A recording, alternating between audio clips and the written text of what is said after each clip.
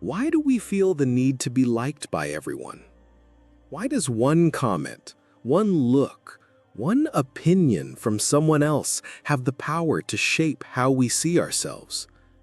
If you've ever felt like you're constantly trying to prove yourself, constantly looking for signs that you're enough, you're not alone.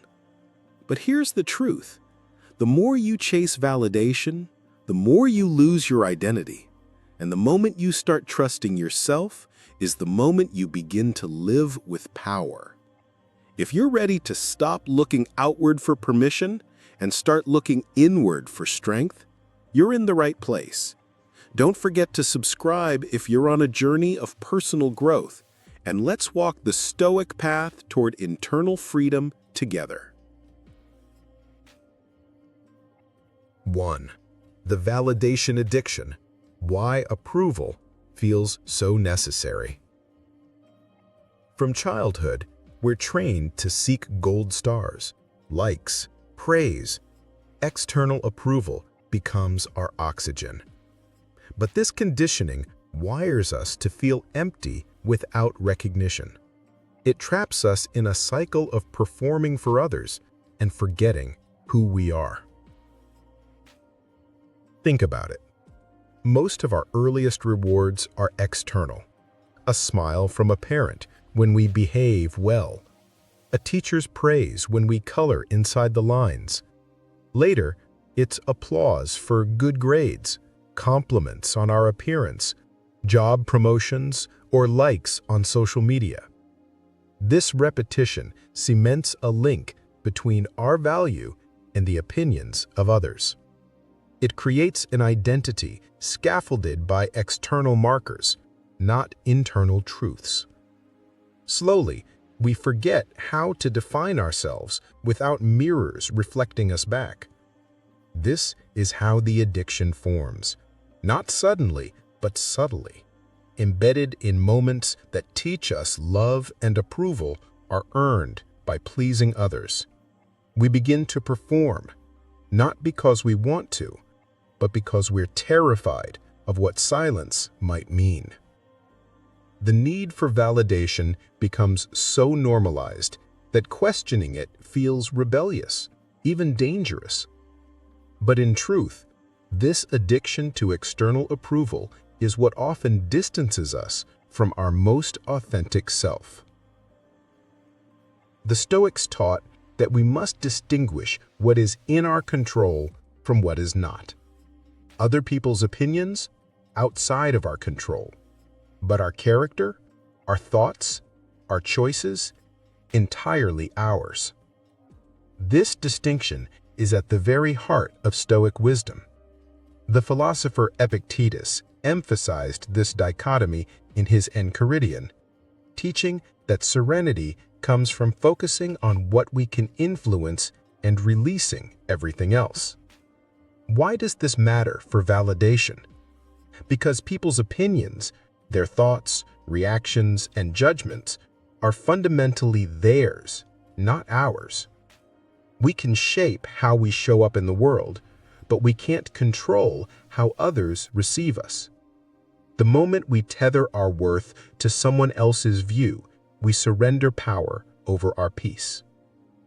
The Stoics would argue that true dignity and resilience arise when we live in accordance with virtue, honesty, courage, self-discipline, not popularity or social approval. This philosophical posture allows us to step out of the mental hamster wheel of, "Am I good enough?" and into the calm clarity of, "Am I living in line with my values?" It's not a dismissal of relationships or connection, but a prioritization of autonomy over anxiety. When you understand this, you begin to realize that validation is a borrowed currency. It gives a short-term high, but it never builds lasting worth. Imagine chasing coins that dissolve in your hand. That's the pursuit of validation. It can make you feel euphoric in the moment, when you're praised, applauded, recognized, but the feeling fades quickly. leaving you craving more. That's the problem with using borrowed currency. It's not truly yours. Your self-worth becomes like a stock that rises or falls based on market perception. One bad review, one ignored message, one unfollow, and your confidence crashes. Real self-worth, however, isn't traded in public opinion. It's rooted in private convictions. When you live authentically, in alignment with your truth, you carry a value that doesn't fluctuate with the crowd. The Stoics understood this profoundly. They knew that applause is fickle, and public favor is as unstable as the wind. They taught that if your soul is anchored in your virtues, no external storm can sink your ship. You can't anchor your self-worth in other people's applause because it means nothing the moment they stop clapping. The crowd's roar feels powerful, but it's also hollow, and it can vanish in an instant. One moment you're celebrated, the next you're forgotten or criticized. If your sense of self is tied to that noise, you'll be forever chasing approval and fearing rejection. Applause is an echo. It reverberates for a while, but it's not a foundation. Building your worth on it is like constructing a home on shifting sand. True confidence isn't dependent on being seen. It's built in the dark, in solitude, in the quiet integrity of doing what's right when no one's watching. That's the Stoic way. To develop a character so strong that you don't need to be clapped for to know your own value. Because applause might stop, but your values, your inner compass, remain. That is what sustains you. That is what makes you unshakable. 2. The cost of chasing approval. Every time you change your opinion to fit in, every time you silence yourself to avoid judgment, you're trading authenticity for acceptance, and it's a terrible deal. Authenticity isn't just a virtue, it's the soul's native language. When we deny it, we fracture ourselves. The pursuit of approval demands that we shape-shift, censor, and edit our truest thoughts so they fit the expectations of others. We smile when we want to speak up, we nod when we want to disagree. And in doing so, we gradually lose the sound of our own voice. The cost of this compliance is enormous. It doesn't just breed resentment, it breeds self-alienation. We no longer recognize who we are when we're alone, because we've spent so long becoming who others wanted us to be. The irony is that the very acceptance we gain is fragile. It's given to a version of us that isn't real, so it doesn't feed our spirit, only our mask. The Stoics would call this self-betrayal. They'd remind us that living in harmony with nature includes living in truth, and that starts with being real, not just being liked. Seeking validation kills confidence. Why? Because it trains you to question your instincts. You become someone who second-guesses every decision, needing a nod of approval before you act. This dependency on others' opinions makes you emotionally fragile. Instead of acting from a place of principle, you act from a place of fear. Fear of being wrong, fear of judgment, fear of exclusion. That's not confidence, that's paralysis. Over time, you stop trusting your own judgment because you've outsourced your sense of direction. Every choice becomes a poll, every expression gets pre-approved. And the worst part? You think this means you're growing more careful or diplomatic, but really, you're just becoming less yourself. The Stoics knew that confidence arises from inner alignment, knowing your values, acting on them consistently, and being okay with the consequences. It's not about always being right, it's about being willing to stand in your truth. When you constantly ask, "Will they approve?" you forget to ask, "Do I approve?" And that's a question only courage can answer.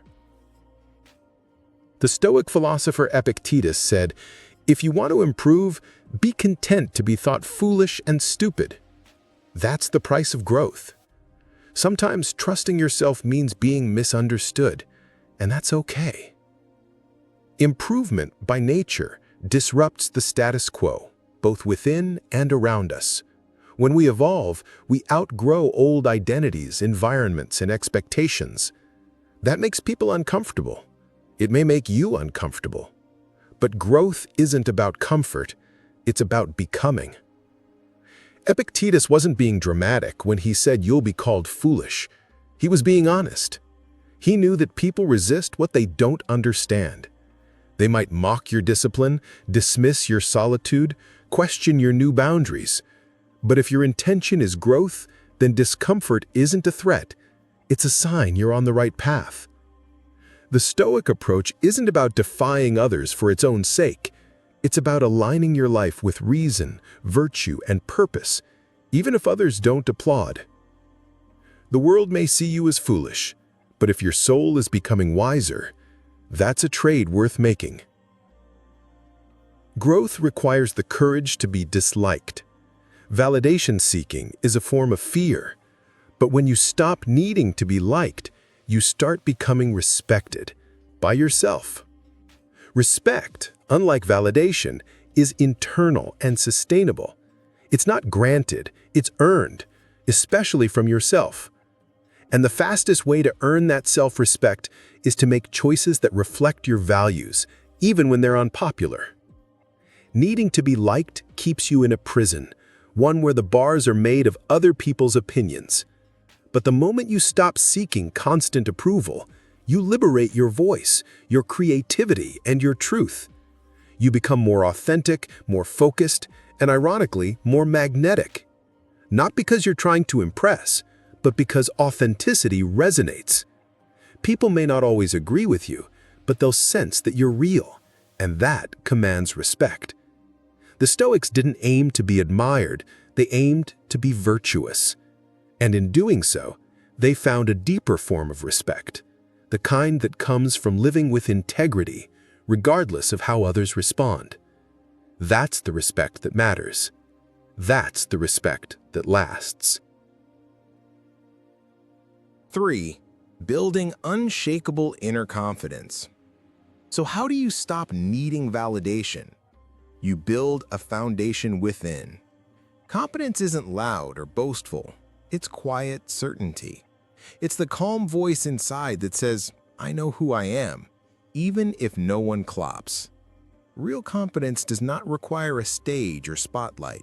It thrives in solitude. The world may never give you a standing ovation, but when your roots are deep, the storms don't shake you. Confidence comes not from being liked, but from being in alignment with your truth. A truth that doesn't change with opinions, trends, or social pressure. When you know who you are, you stop chasing the applause and start honoring your own rhythm. Start small.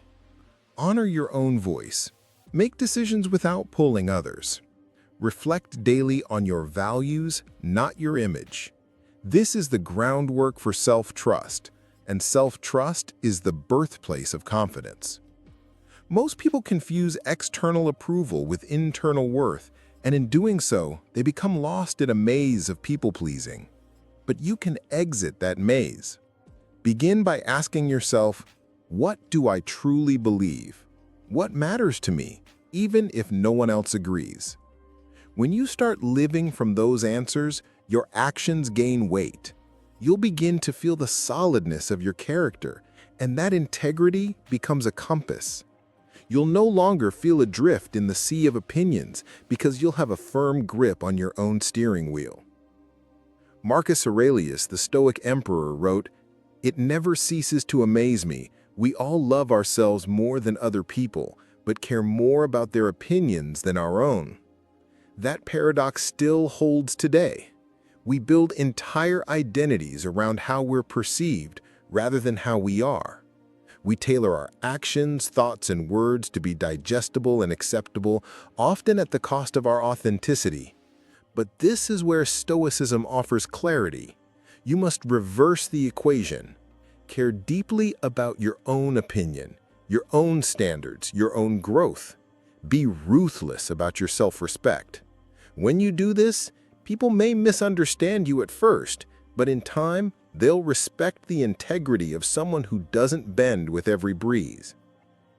Reclaim your authority. Speak less to impress, act more to express. The more you live in alignment with your principles, the less you'll need applause to feel complete. Real authority isn't given by others. It's seized by choosing truth over popularity, values over vanity, purpose over performance. Don't confuse noise for impact or attention for respect. The most powerful people in any room are often the quietest because their energy doesn't beg, it radiates. If you know what you stand for, you won't stumble when others challenge you. That's the reward of inner confidence.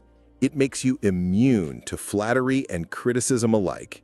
And in a world that profits off your insecurity, that kind of self-possession is revolutionary. 4. Stoic detachment, freedom from external opinions. The Stoics practiced a radical form of emotional independence.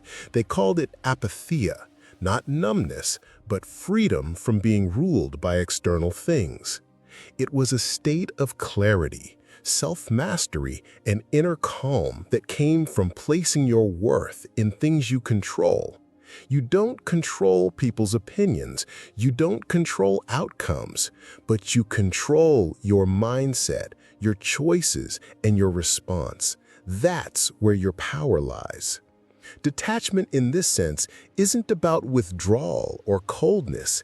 It's about anchoring yourself in what truly matters, your values, your actions, and your judgment, and not letting the ever-changing weather of external approval determine your direction. This doesn't mean you don't value connection. It means you don't build your identity on approval. You become the same person whether you're praised or criticized, because your sense of self isn't negotiable. Too many live as mirrors, reflecting what others want to see. But the Stoic is more like a lighthouse, fixed, clear, and unmoved by the waves. When your sense of identity is rooted in virtue, not vanity, you stop being reactive. Praise no longer inflates you. Criticism no longer destroys you. You can listen to feedback without being enslaved by it. You can remain connected to others without losing connection to yourself. Imagine walking into a room and not scanning faces for approval. Imagine walking in grounded, not performing, just present. That's power. That's what Stoic detachment looks like in real life. You're no longer trying to be liked, you're trying to be real. You're not contorting your personality for approval because you've decided that peace is better than performance. When your confidence comes from character and not compliments, your energy shifts. You become magnetic, not because you're trying to impress, but because you're at ease. That unshakable presence, calm, centered, authentic, is far more influential than forced charisma. When you stop letting others define you, you become deeply grounded.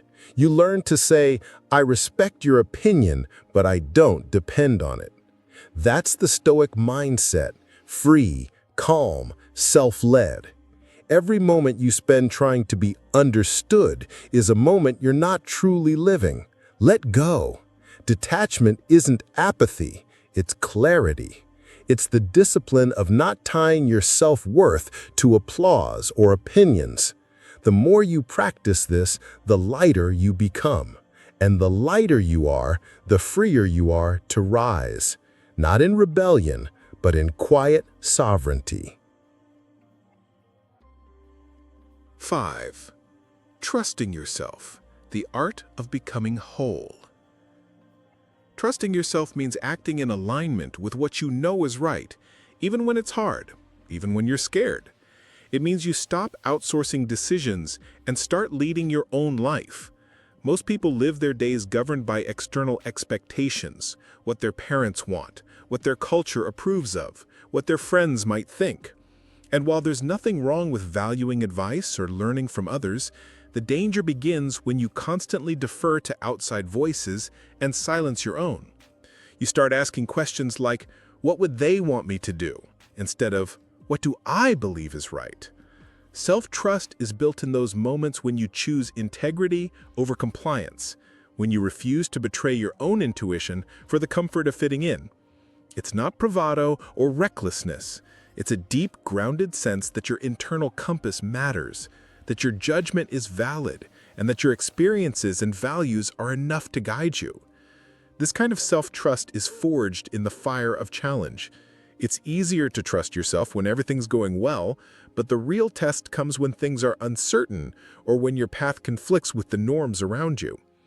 That's when you have to decide, do I trust my truth enough to act on it, or will I keep abandoning myself to avoid discomfort? Learning to trust yourself doesn't mean you'll always be right. It means you're willing to take responsibility for your life.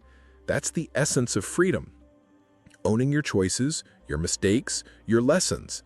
And in doing so, you stop living passively and start living purposefully. You don't get there by accident. You get there through self-awareness, reflection, and courage. Every time you listen to your inner compass instead of chasing approval, you strengthen your self-trust muscle. Like any relationship, the one you have with yourself is built on consistency and honesty. You earn your own trust the same way you would earn someone else's, by showing up, telling the truth, and keeping your word. This requires quiet space for reflection, moments where you step back from the noise and ask, what do I really want? What matters most to me here? These aren't always easy questions, and the answers might demand change. You might realize that certain habits, relationships, or environments are no longer serving who you're becoming. Acting on that realization, especially when it's inconvenient, is what deepens your trust in yourself. Courage plays a key role here. It's not the absence of fear, but the willingness to move through fear, guided by inner clarity. Think of it like a muscle.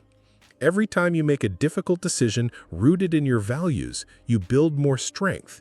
And over time, those small, brave choices accumulate into something powerful, a life that reflects who you truly are. Approval chasing fades. You begin to notice that the validation you sought from others feels shallow compared to the quiet pride that comes from self-loyalty. This is a shift from reaction to intention, from doubt to clarity. And in that shift, you stop feeling like a stranger to yourself. You come home. Confidence comes from congruence. When your thoughts, values, and actions align, you feel strong because you're no longer pretending. So many people are exhausted not because they're doing too much, but because they're living out of alignment. They say yes when they mean no. They suppress their real opinions to keep the peace. They follow a path that doesn't feel like theirs, hoping that someday it will feel right. But pretending is draining. Over time, it creates an inner split, a dissonance between who you are and how you show up. The only way out of that split is through radical alignment, letting what you believe inform what you do. This doesn't mean perfection, it means integrity. It means noticing when your actions don't reflect your principles and then having the humility and strength to course correct. When your choices reflect your core values, something powerful happens. Your self-talk becomes kinder, your anxiety lessens, and your confidence rises, not as a performance, but as a natural outgrowth of honesty. You no longer need to be anyone else because you've reclaimed the freedom to be fully yourself. This is what real confidence looks like, not arrogance or posturing, but the quiet, unwavering assurance of someone who knows who they are and honors that knowing in the way they live. Let go of the illusion that you need to be chosen. Choose yourself. Show up as the most honest version of who you are, not to win applause, but to stand in truth. This is one of the most liberating decisions you can make. Waiting to be chosen by a job, a partner, a mentor, society, puts your worth in someone else's hands. It sends the message that you are only valuable if someone else sees it first. But what if you stopped waiting? What if you decided today that you are already enough? Choosing yourself means no longer asking for permission to be who you are. It means embracing your path even when it doesn't look conventional. It means putting your energy into becoming rather than performing. There will always be people who misunderstand or underestimate you, but that's not your burden to carry. Your job is to remain faithful to your truth. When you stop living for approval, you start living from authenticity, and that shift, while uncomfortable at first, opens the door to deeper relationships, clearer goals, and a sense of peace that can't be bought. This doesn't mean you won't face rejection or doubt. It means you'll meet those experiences from a place of inner rootedness. You're not trying to become worthy, you're recognizing that you are already. From that place, everything changes. You stop chasing external markers of success and start building a life that feels like home to your soul. And in that space, where you choose yourself daily, you become whole. You were never meant to beg for validation. You were meant to walk your path with conviction. The more you trust yourself, the less you'll need to be understood, and the more you'll start to feel peace. So next time you're tempted to ask, do they like me? Shift the question to, do I like who I am right now? Because that's the only approval that matters. If this message spoke to you, hit that subscribe button. This is just the beginning. Your growth, your power, your freedom, it all begins the moment you stop seeking and start trusting.